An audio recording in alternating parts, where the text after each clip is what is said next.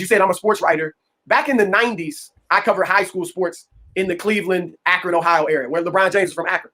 And we did something called Player of the Week, where we would have, the star athletes of that week in all the sports, football, basketball, baseball, soccer, whatever it might be. Come in, we, do a big feature on them. We put their picture in the paper and all of that. So they would come in every Monday or Tuesday, whatever it was, to meet the sports writers, and we'd interview them and we take their picture and all that. It got to a point, boys, where I could pretty much tell just from a few moments of interaction with the young brothers, the young black athletes, whether or not they had fathers. And it wasn't, I'm not saying it was 100%, and obviously there are exceptions. My wife you grew up in a single parent home, so I'm not, criticizing that or anything.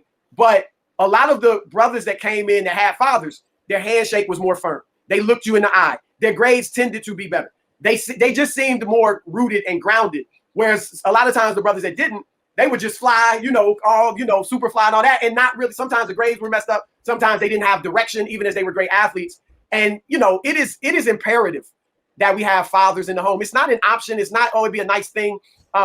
It's you can't replace it with another woman. You can replace that income. You can replace all that, but you can't replace having a man and a woman. Women are just as important in the household together with children. Boys, it's biological. It's scientific. It's even the sexual act speaks to it. It's religious. It's historical. Everything points to the man, woman, and child. And so we need to remember that. And, people can have different forms of families, but we can't let go of that family, the nuclear family, as they call it. And there's this, myth out there a lot of people are propagating that the nuclear family is a Western creation or white creation. Egypt was probably the greatest African civilization known to man. And it was based on the nuclear family.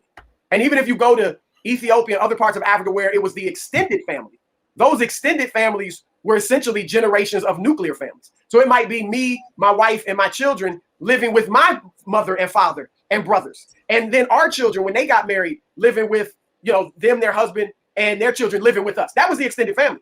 It wasn't just, we don't have fathers in the extended family. No, you have fathers. And so we need to, like I said, remember that, because I just think that's the best model. And I mentioned all those things that speak to it for human flourishing.